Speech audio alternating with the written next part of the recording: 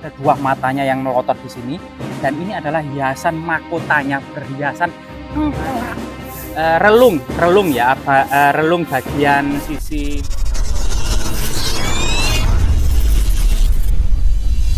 Ya, pemirsa, kali ini kita mendapati sebuah arca ya yang sangat seram. Matanya itu melotot. Jadi ada dua matanya yang melotot di sini, dan ini adalah hiasan mahkotanya, berhiasan tengkorak. Nah, perhiasan tengkorak ya, ini lubang-lubang matanya ini, gigi-giginya ini ya.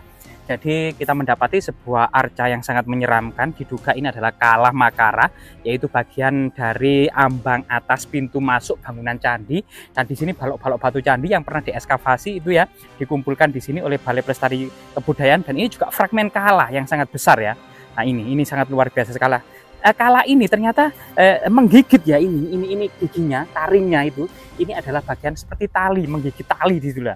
Dan di sini memang diduga ada semacam candi yang sangat tua ya. Coba kita teliti yang di sana ya.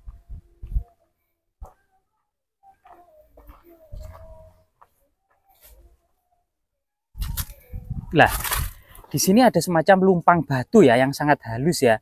Kemungkinan memang ini untuk menumbuk jamu atau juga umbi-umbian, rempah-rempah, dedaunan gitu ya. Dan ini adalah bagian dari apa namanya, balok-balok batu candi penyusun. Semuanya ternyata berhiaskan sulur gelung ya, mirip dengan candi-candi era kerajaan Majapahit atau mungkin juga candi-candi era kerajaan Singosari ya. Pahatan-pahatannya dan makara-makaranya, lihat ini. Makara ini sangat indah sekali, makara ini ya. Nah, makara ini sangat indah sekali. Penuh dengan ragam hias sulur gelung ya, ceplok, sulur gelung, ini banyak sekali sulur-suluran floral, beberapa floral dan beberapa ragam hias seperti meander juga banyak ya, segitiga tumpal ini juga banyak sekali yang mencitrakan kemungkinan dahulunya ada candi yang sangat megah di sini ya, candi yang sangat megah lah. Bunga palem di sini juga terlihat sekali ya, bunga palem-paleman di sini. Lah, di sini ada semacam linggayoni yang relatif kecil ya, relatif kecil. Yang menandakan berarti candi ini atau sebuah bangunan suci di masa lalu atau di masa kuno ini memiliki langgam atau ciri agama Siwa ya, Kasaiwan di bawah naungan Dharma Daksa Kasaiwan. Lah, ternyata selain kemudian ragam hias floral, sulur gelung, ceplok, meander, segitiga tumpal, juga ada ragam hias apa namanya, semacam para pertapa gitu ya, atau mungkin semacam dewa dewi gitu ya, dewa dewi hiasan, atau mungkin juga apa namanya, kinara kinari gitu ya. Nah, ini juga ada semacam apa namanya, hiasan yang bagus gitu ya. Ya, sepintas memang sangat indah ya, malah mirip dengan relief-relief yang ada di situs Sukorno ya, Candi Sukorno itu mirip juga ya. Nah, ini, dan candinya ternyata setelah diekskavasi itu seperti ini ya, banyak sesuatu yang tersembunyi di dalam tanah yang awalnya memang diam seribu bahasa sebagai sebuah tidak ada yang tahu karena memang terpendam dalam tanah. Setelah dilakukan ekskavasi secara profesional oleh Balai Pelestari Kebudayaan Jatim, telah mengungkap beberapa temuan yang sangat luar biasa sekali.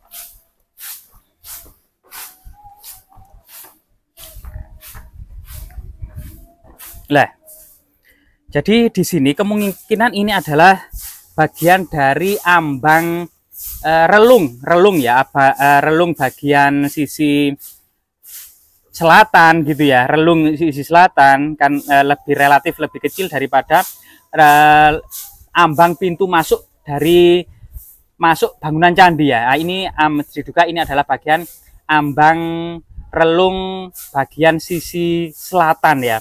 Hidungnya nyepoprok ya, mirip-mirip memang suasana-suasana melotot, hiasan tengkoraknya juga sangat terlihat sekali, sangat menyeramkan ya, ragam-ragam kalanya ini ya, Kala Makaranya ini ternyata sangat-sangat menyeramkan. Diduga memang ini era Singosari atau mungkin juga lebih tua dari Singosari. Memang langgam-langgam Singosari itu identik dengan Bhairawa, Tantra ya, yang memang salah satu unsur Tantra itu adalah Mamsa, Matsa dan Maituna ya. Ini memang salah satu apa namanya, ciri-ciri dari agama Tantra ya, Tantra termasuk Bhairawa. Nah, ini juga ada ini ada hiasan yang sangat menarik ini teman. Ini seperti merpati. Kenapa Pak? Kinara Kinari. Nah, Kinara Kinari gitu ya. Kinara Kinari yaitu sosok apa namanya bidadari bidadara atau makhluk sebagian adalah dari dada ke atas berwujud manusia, dari dada ke bawah adalah berwujud burung. Ini merupakan makhluk mitologi yang hidup di surga ya. Nah ini juga ini ada jejak-jejak kaki, kemungkinan juga apa nama Arca Kinara Kinari atau Dewa Dewi gitu ya. Dan ternyata candinya ini diduga sangat megah ya. Jadi ada beberapa candi perwara, 1, 2, 3 gitu ya. Kemungkinan sudah runtuh. Dan ini candi induk, candi induk. Jadi candi ini sangat menarik. Diduga pintunya itu menghadap ke barat gitu ya. Jadi masuk ke relung-relungnya itu kemungkinan berceceran, termasuk ambang dari relung selatan. Kemungkinan ini ada ambang dari relung utara, relung timur. Coba jika dilihat bagian relung timur ya, mungkin ada semacam jejak-jejak magis dan religius ya. Dan balok-balok batu candi seperti ini tuh penuh dengan ragam hias ya, ragam hias sulur-suluran ini yang mencitrakan sebuah keindahan surgawi ya, atau mungkin alam keindahan kayangan, di mana kemudian yang bisa memotivasi seseorang untuk bersemangat dalam hidup ya. Makara-makara sangat indah sekali. Coba kita lihat ke arah timur gitu. Lah, di sini ya. Nah, di sini ini bagian timur.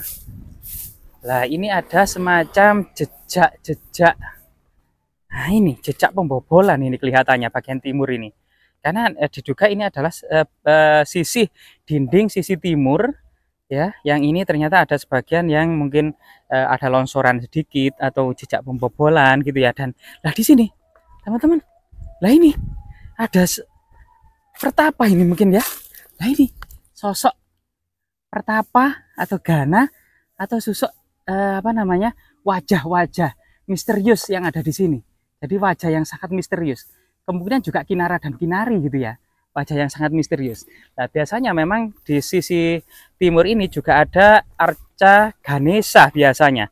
Namun sampai saat ini kita tidak mendapati kalau memang candi ini memang diduga adalah candi Hindu ya pada masa lalu, karena memang ditemukan yoni atau lingga yoni adalah unsur-unsur yang termagis dari sebuah situs atau candi yang bercorak agama Hindu. Nah, Hindu atau Hindu Siwa ya. Nah, ini.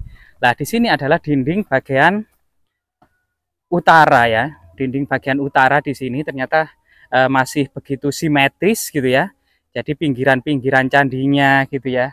Ini adalah pondasinya. Kalau memang ini candi Hindu, ini adalah bagian burloka, bagian kaki candi, dan tengah itu biasanya buarloka, dan atas itu adalah suarloka. Dan kemungkinan candi ini memang sudah runtuh total pada masa lalu gitu ya. Sehingga sebagian banyak sekali ragam-ragam hias ini yang terserak gitu ya, makara-makara. Lah sebagian ini ada semacam kinari mungkin ini ya. Atau nah ini terlihat sekali, ini adalah bagian dari hiasan atau ragam hias yang mencitrakan dewi-dewi gitu ya, atau sosok wanita yang cantik jelita di sini, namun tinggal separuh badan, yaitu bagian perut sampai kaki sudah tidak ada, bagian leher sampai kepalanya tidak ada. Jadi terlihat bagian dadanya saja. Lah di sini, ini juga sangat menarik sekali. Ini adalah bagian makara ya. Makara yang mencitrakan gitu semacam hiasan lontar ya, atau pustaka lontar ya. Pustaka itu ya lambang kitab atau buku atau kitab suci atau lontar gitu ya, atau pustaka. Dan ini sangat menarik sekali. Aduh, begitu kayanya gitu ya seorang yang memahat dengan segala mitologi kuno, dan cara pemahatannya itu sangat halus, sangat rumit tentunya ya, sangat rumit sekali pemahatan-pemahatan seperti ini benar-benar apa ya, leluhur kita itu memiliki khazanah peradaban yang sangat tinggi, sangat besar pada masanya. Artinya kalau memang ini sebuah candi yang bercorakkan agama Hindu yang sangat tinggi pada masanya, dan di dalamnya semacam dagingnya itu adalah terbuat dari batu bata kuno. Coba batu bata kunonya ya, kita lihat salah satu ciri dari batu bata kunonya. Nah, batu bata kunonya seperti ini. Ternyata sangat tebal ya, sebagian sangat tebal. Nah, ini juga sulit untuk merekonstruksi era dan tahun era-era masa kerajaan apa candi ini dibangun gitu ya. Jadi masih interpretasi masih beragam, sehingga mungkin saja memang dari abad ke-10 sampai abad ke-15 Masehi gitu ya. Dari masa Empu Sendok, Kahuripan, Singosari atau Kadiri, Singosari maupun Majapahit mungkin ya. Tapi memang entah sebab apa candi ini memang begitu ambruk atau runtuh total ya, sehingga kemudian sebagian besar batu-batu penyusun dari candi ini berserak di mana-mana. Kemungkinan kalau memang ini candi Hindu gitu ya, sebagaimana candi Hindu pakemnya pada umumnya itu di bagian dalam candi ada Linggayoni. Yang saat ini Linggayoni itu sudah tidak ada. Kemudian candi ini menghadap ke arah barat dengan pintu masuk. Di kiri kanan pintu masuk biasanya ada Nandiswara dan Mahakala. Kemudian seorang pendeta yang memimpin peradaksina atau ritual mengitari candi gitu ya. Biasanya kemudian pertama-tama dari depan menuju ke arah selatan. Di selatan ada relung yang biasanya ada arca Maharsi Agastya. Ya, untuk menghormati Maharsi Agastya. Kemudian setelah melakukan persajian atau ritual menghormati Maharsi Agastya, kemudian berjalan terus ke arah timur. Di sana ada di relung timur biasanya ada arca Ganesha ya, lambang ilmu pengetahuan, lambang kebijaksanaan. Nah, itu merupakan putra dari Dewi Parwati dan Dewa Siwa. Setelah itu kemudian setelah menghormati arca Ganesha, kemudian pradaksina terus dilakukan memutari sampai kemudian relung sisi utara. Di sisi utara ini biasanya ada Dewi Parwati. Setelah itu kemudian memasuki candi dan mempersembahkan susu atau madu yang dikucurkan di atas lingga sampai kemudian menuju yoni, sampai menuju cerat yoni, mengalir di cerat yoni. Itu salah satu kemudian kehidupan pada masa lalu ya, di mana kemudian sistem agama pada masa peradaban kuno yang di Indonesia atau kemudian di Jawa ini ternyata lebih dari 1.500 tahun. Berita-berita dari Tiongkok sejak awal Masehi, kehidupan di Jawa itu sudah diidentifikasi sebagai masyarakat yang sudah menganut dan memeluk agama Hindu dan Buddha. Meskipun prasasti-prasasti tertua di Kutai ya pada abad ke-5 yang mencitrakan sebuah kehidupan agama Hindu, maupun di Tarumanegara di Jawa Barat pada abad ke-5 juga mencitrakan sebuah kehidupan Hindu gitu ya. Langgam arca Gandhara gitu ya, sudah ditemukan di Jember dan di Makassar yang mencitrakan bahwasanya arca ini berlanggam abad pertama Masehi. Sehingga sejak abad pertama Masehi ini agama Hindu dan Buddha sudah mulai dianut dan berkembang di Pulau Jawa sampai masa akhir Kerajaan Majapahit di pertengahan abad ke-16 Masehi. Sehingga sekitar lebih dari 1.500 tahun Pulau Jawa masyarakatnya pernah berlandaskan pada sendi-sendi agama Hindu dan Buddha. Sehingga kemudian banyak sekali baik itu struktur terserak maupun yang masih kokoh, berdiri kokoh hingga saat ini, atau yang mungkin masih berupa reruntuhan seperti yang kita dapati saat ini. Semoga kemudian candi ini segera kembali gitu ya, mendapatkan perhatian dari pihak terkait, terutama juga perhatian dari kita semuanya untuk kembali lagi kemudian diekskavasi secara integral dan komprehensif. Kalau bisa itu direkonstruksi kembali sebagaimana kemudian bentuk aslinya di masa kuno seperti apa. Para arkeolog pasti mau sangat memahami itu. Sebagaimana kemudian yang sudah dilakukan restorasi adalah di Krian, yaitu candi Kang itu Gapura yang ada di Krian yang sekarang berdiri megah itu ya, Dermo ya, Candi Dermo itu sudah indah. Nah, sekarang ini candi Bangkal yang ada di Ngoro itu juga direstorasi gitu ya, mau di bagaimana kemudian bentuk dan aslinya agar memang candi ini mengalami beberapa kerusakan yang kronis dan harus direstorasi. Dan candi ini dengan banyaknya batu-batu candi yang tersisa ini gitu ya, dan banyak sekali yang masih terpendam, ini sangat memungkinkan direkonstruksi sehingga bisa berdiri menjulang tinggi sebagaimana Candi Jawi ya. Ini juga pernah direstorasi pada masa kolonial Belanda dan diteruskan setelah Indonesia merdeka. Itu juga menjadi sebuah aset Pasuruan, aset budaya dari Kabupaten Pasuruan yang tidak ternilai harganya. Sehingga kemudian Candi Kebu Ireng ini merupakan semacam tinggalan monumental yang tak kalah kemudian dengan Candi Gunung Gangsir maupun Candi Jawi. Semoga kemudian kedepannya benar-benar candi ini bisa direstorasi kembali.